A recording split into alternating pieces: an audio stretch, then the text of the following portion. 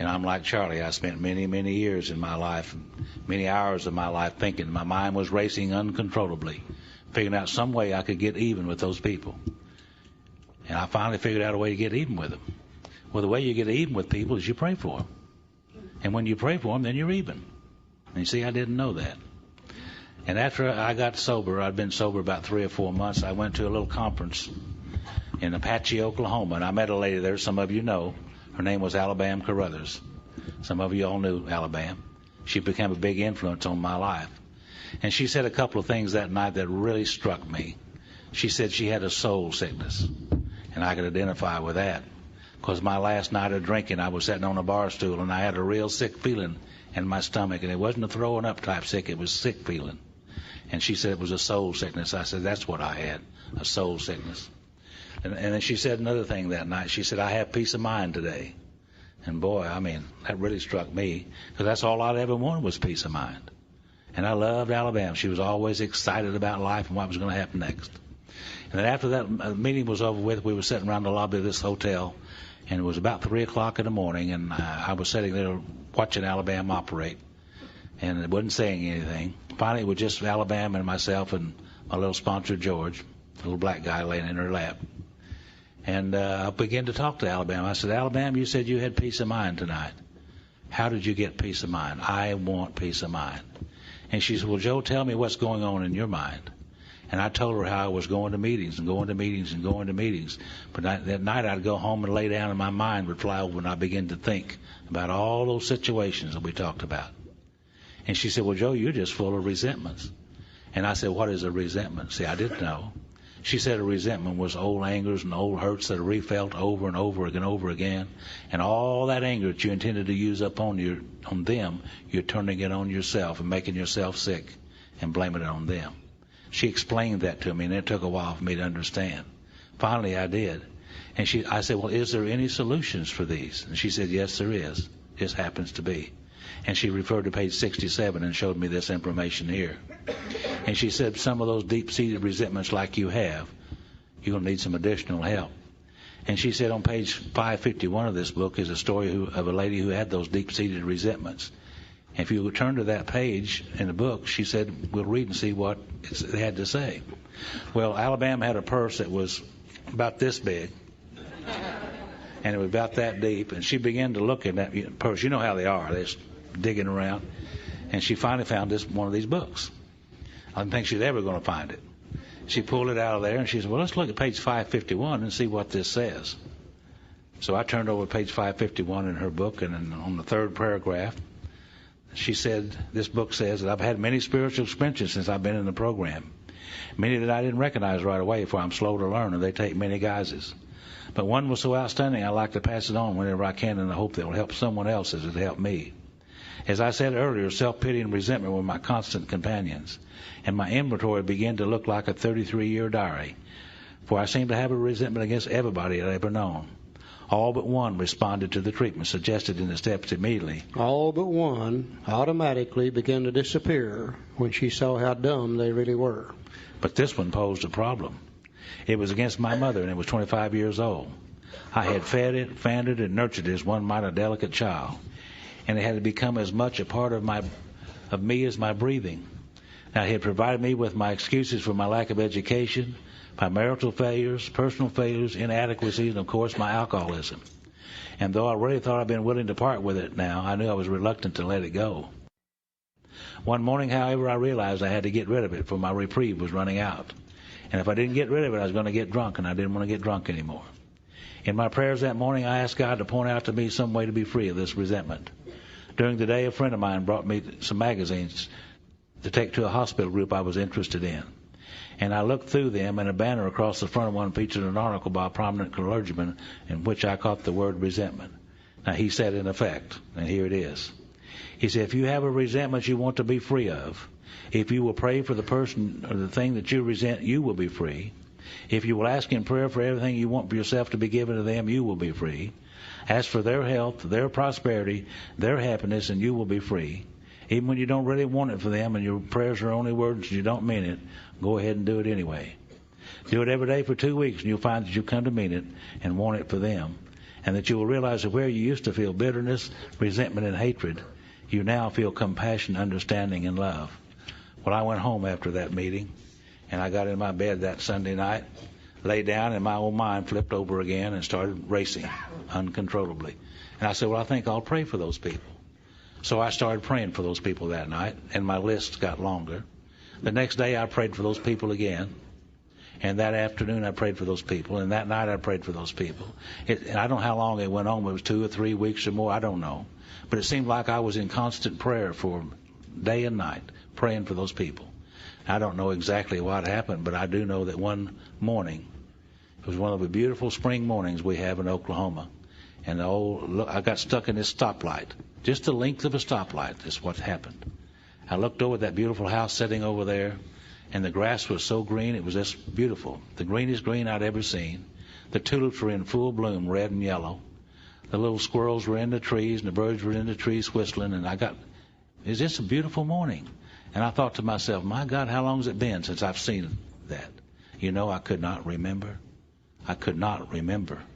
And when this book talks about being cut off from the sunlight of the Spirit, I really do know what that means. I really do. Because that morning it was so vivid. Now what happened was that those people did not change, but my thoughts and feelings toward them did change, you see. And has never returned again. Thank God for this program called Alcoholics Anonymous. I've been there, and I don't want to ever return again. I think the reason this works so well is prayer for another human being, prayer for their welfare and their happiness. It's probably one of the greatest expressions of love that one human being can have for another. And love and hate can't exist on the same plane. And as we pray for that human being, asking that God give them in their life the same thing we want in ours, peace of mind, serenity, happiness, etc., over a period of time, that resentment will begin to disappear. Sometimes it just takes 2 or 3 prayers. Sometimes it takes every day for 2 weeks. Sometimes it might take every day for 2 months.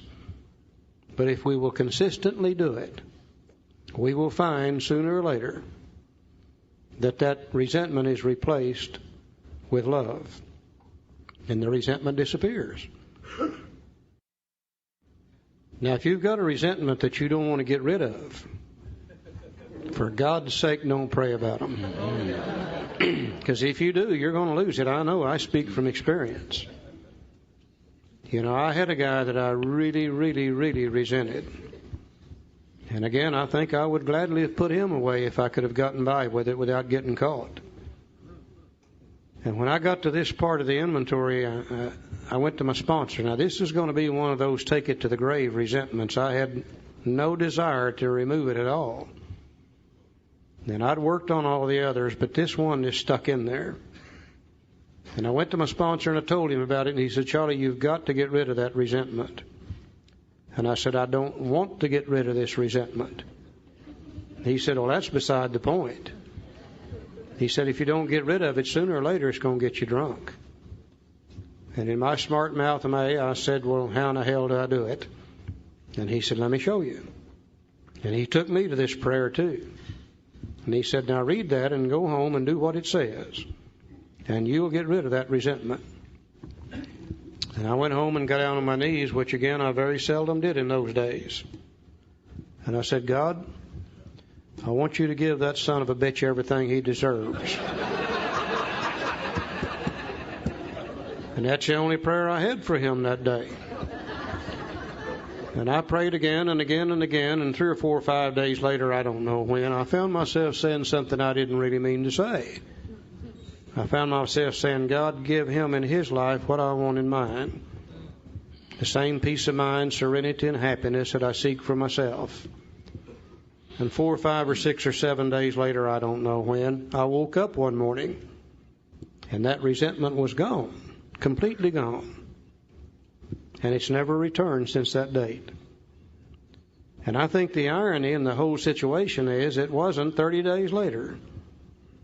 This guy moved in as my next door neighbor. this thing really does work. See, what I learned from this experience is that love is forgiving and love is forgiving, you see. Now just think, this old head up here, that these display cases over here were filled with resentments, has now been emptied out. The resentments, the damaged and unsaleable goods called resentment, has now been removed from my mind. Now when that happens to me, there's another natural law that applies that says nature abhors a vacuum. No such thing as a vacuum or void. There's always something trying to rush in and fill it up. If those resentments disappear, God's not going to leave another hole in my head. I got enough of those already. They will have to be replaced with something else. And the only thing that can replace them will be the opposite of them. Where my mind used to be filled with resentments, that portion of it is now filled with love, patience, tolerance, compassion, and goodwill toward my fellow man. That's God's thinking. My thinking was the resentment. God's thinking is love, patience, tolerance, compassion, and goodwill. And that part of my mind is now filled with God's thinking. You see, there's nothing negative here at all. This is a positive happening. In part of my mind, I've now got peace of mind, serenity, and happiness. Much less chance of drinking now than I was when I started the inventory process. And what really blew my mind is this. I didn't have to go to any other fellowships, and I didn't have to read any other books to find love, patience, tolerance, compassion, and goodwill. If God dwells within me, and my book says He does, then that's always been a part of my makeup. I just never could use it before. In my chase for money, power, prestige, sex, and what I thought were the good things of life, those thoughts had to be repressed to let me operate on the level I wanted to operate on. But now that resentments are gone, they automatically come to the surface. I've never seen anything like this before. I don't really understand how this works. I simply know that if I do the simple things the book tells me to do, this happens automatically, and resentments are replaced with love, patience, tolerance, compassion, and goodwill toward my fellow man. But it would do me no good to get rid of resentments if I didn't know how to keep them from coming back. Because the world is full of sick people. And they're going to do it to me again tomorrow.